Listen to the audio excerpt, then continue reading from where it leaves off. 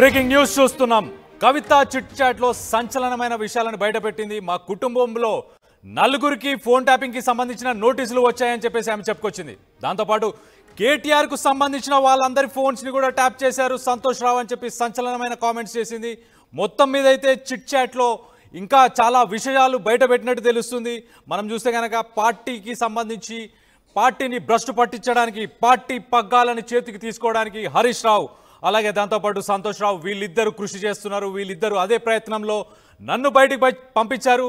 అలాగే గతంలో చూసుకుంటే విజయశాంతి కావచ్చు, ఈటల రాజేందర్ కావచ్చు, రఘునందన్ కావచ్చు, ఇలా చాలామంది నేతల పేర్లు కూడా బయటపెట్టారు. కొంతమంది పార్టీలో ప్రస్తుతం ఉన్న ఎమ్మెల్యేలు కూడా ఎవరైతే ఉన్నారో వాళ్ళు ఇచ్చిన ఇన్ఫర్మేషన్ గురించి కూడా చెప్పారు. వాళ్ళ పేర్లను అయితే ఎక్కువ బయటపెట్టలేదు. ఓన్లీ ఒక పల్లా రాజేశ్వర్ రెడ్డికి సంబంధించి ఏదైతే సంతోష్ రావు తన ఫ్రెండ్కి ఎమ్మెల్సీ పదవిని ఇవ్వడం కానీ, అలాగే ఇక్కడ మోకిలాలో ఒక ప్రాజెక్టుని పెట్టడం 750 కోట్లు ఎక్కడి నుంచి వచ్చాయి, వీళ్ళు కోట్లకి కోట్లు ఎలా సంపాదించారు, మా నాన్నకు అసలు కోట్లు సంపాదించే ఉద్దేశమే లేదని కూడా ఆమె చెప్పుకొచ్చింది. ఇలాంటి సంచలనమైన విషయాలు చెప్పిన తర్వాత కూడా ఇప్పుడు చిట్ చాట్లో ఫోన్ ట్యాపింగ్ కేసుకు సంబంధించి మరిన్ని వివరాలు కూడా తెలియజేసినట్టు తెలుస్తుంది. మొత్తం మీద అయితే దీనికి సంబంధించి మరిన్ని వివరాలు మా ప్రతినిధి మధు ఉన్నారు. మధుతో మాట్లాడి తెలుసుకునే ప్రయత్నం చేద్దాం. మధు, చెప్పండి, అసలు చిట్ చాట్లో ఫోన్ ట్యాపింగ్ కేసెస్ ఆ కుటుంబంలో నలుగురికి వచ్చాయని చెప్తున్నారు. ఆ నలుగురు ఎవరు, వాళ్ళ పేర్లేంటి? ఎగ్జాక్ట్లీ ఎమ్మెల్సీ కవితతో పాటు ఆమె వ్యక్తిగత సిబ్బంది, తర్వాత మరొక కుటుంబ సభ్యులకు సంబంధించినటువంటి ఫోన్లు ట్యాప్ చేసినట్టుగా ఆమె ఆరోపణలు చేస్తారు. వారికి సంబంధించి నోటీసులు వచ్చాయి ఆ సిట్ ఆఫీస్ నుంచి. మీ జరిగినటువంటి ఫోన్ ట్యాపింగ్కి సంబంధించిన విషయంలో హాజరు కావాలి, మీ వాదన వినిపించాలి అనేటువంటి అంశం పైన. సో ఆ అంశం పైన కూడా మాట్లాడాలి. ఫోన్ ట్యాపింగ్ చేపించింది సంతోష్, హరీష్, శ్రవణ్లే ఫోన్ ట్యాపింగ్ చేయించారు అనేటువంటిది కీలకమైనటువంటి అప్డేట్ ఇచ్చే ప్రయత్నం చేశారు. అంటే కవిత పైన, కవిత కుటుంబం పైన, కవిత వ్యక్తిగత సిబ్బంది పైన నిఘా ఉంచారు సొంత ప్రభుత్వంలోనే అనేటువంటిది ఒక సెన్సేషన్, ఒక కామెంట్ చేశారు.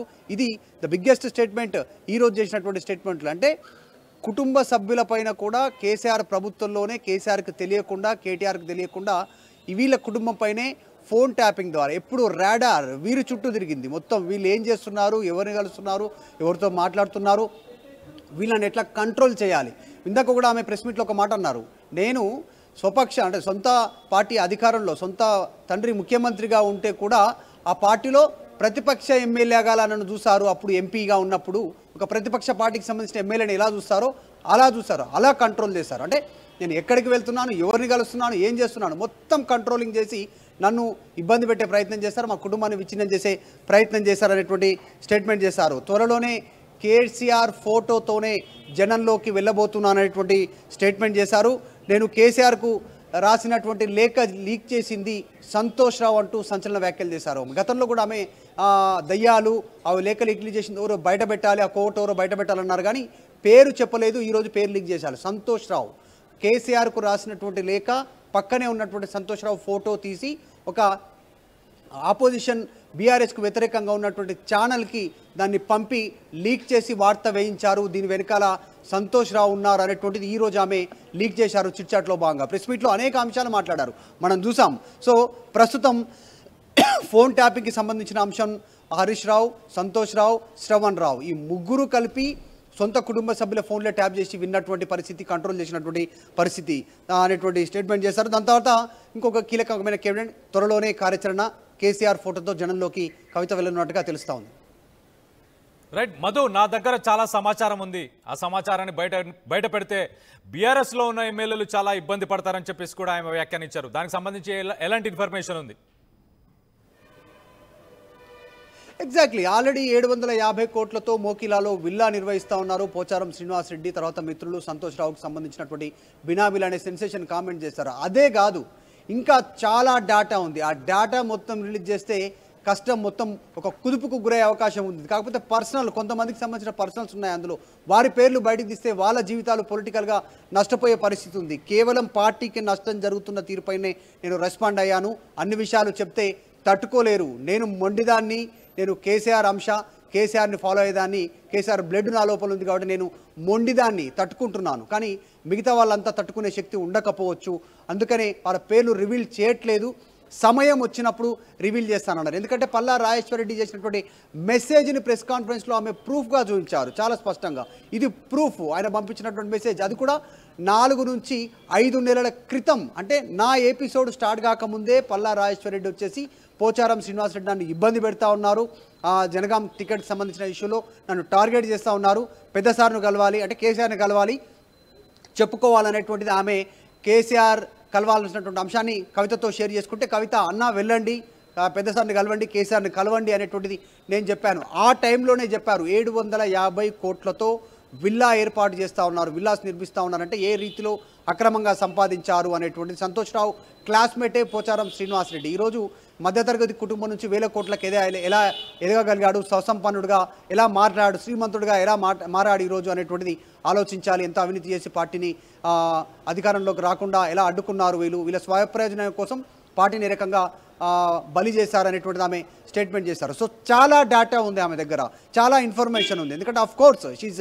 కేసీఆర్ డాటర్, కేసీఆర్ అత్యంత కీలకంగా పనిచేసినటువంటి ఉద్యమ నాయకురాలు కూడా, కాబట్టి ఆమె దగ్గర చాలా సమాచారం ఉంది. చెప్తాననేటువంటి ఒక చెప్తూనే సమయం వచ్చినప్పుడు వెల్లడిస్తాను, అందరి పేర్లు చెప్పలేను, వారి రాజకీయ భవిష్యత్తు ఇబ్బందులో పడే అవకాశం ఉందంటూ కూడా కవిత చిట్ చాట్లో భాగంగా చేశారు. సో కవిత చేసిన చిట్ చాట్ ఈ రోజుతో ముగిసేది కాదు, ఇంకా ఫ్యూచర్లో కూడా మరిన్ని అంశాలు ఆమె చెప్పేటువంటి అవకాశం ఉంది.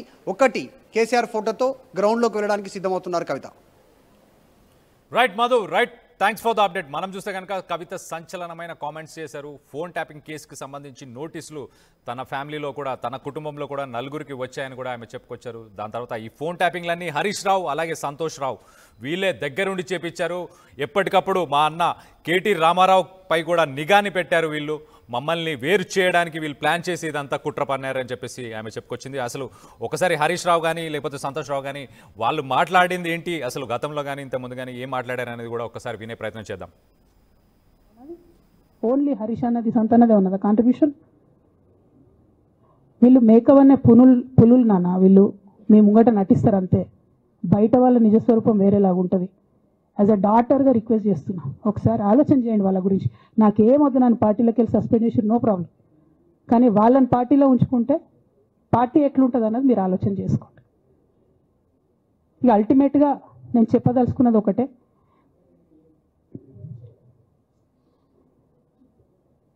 కలికాలం కాబట్టి అబద్ధాలు చెప్పేటోళ్ళది మోసం చేసేటోళ్ళది నడుస్తుంది, టెంపరీగా వాళ్ళది నడుస్తున్నది, వాళ్ళది నడిచింది, విజయం సాధించారు కాబట్టి ఇవాళ సస్పెన్షన్ నాకు వచ్చింది. బట్ నేను ఇదివరకు చెప్పినా మళ్ళీ చెప్తున్నా, నేను కర్మ సిద్ధాంతాన్ని నమ్ముతా. ఖచ్చితంగా కాంగ్రెస్ పార్టీతో రేవంత్ రెడ్డితో కొట్లాడుతున్నాం కాబట్టి మా మీదనేమో కుట్రలు జరుగుతాయి, మా మీదనేమో కేసులు పెడతారు. మీ మాత్రం 1 or 2 days హెడ్లైన్స్ వస్తే తర్వాత న్యూస్ గాయబవుతుంది. ఎన్ని జరగలే చెప్పండి హరీష్ రావు గారి విషయంలో. ఫస్ట్ పాల వ్యాపారం మీద ఏమొచ్చినాయి ఆరోపణలు, ఆనాడు బీఆర్ఎస్ పార్టీ గవర్నమెంట్లో SC ST BC హాస్టళ్లకు Harish Rao గారి పాల వ్యాపారం నుంచి పాలు సప్లై చేసిరనే ఆరోపణలు అయోధ్య రెడ్డి గారు ట్వీట్ చేసిరు.